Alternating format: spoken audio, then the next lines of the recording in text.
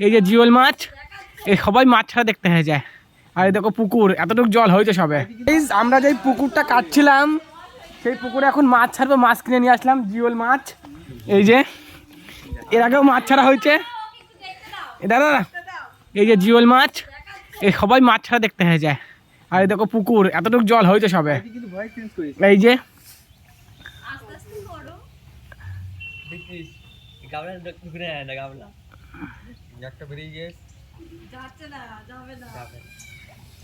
আমি ভালো দেখাচ্ছিলাম, তোরা কিনে নিয়ে এসে আমাকে এইভাবে ছেড়ে দিলি গর্তের ভিতরে। মাছগুলো ভালো ছটফটে আছে, সব বেঁচে যাবে।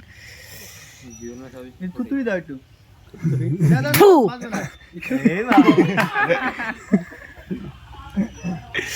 তো মাছ ছাড়া হয়ে গেছে, দেখবো মাছ 6 মাস পরে ধরবো মাছ একবার। ওই দেখো মাছ,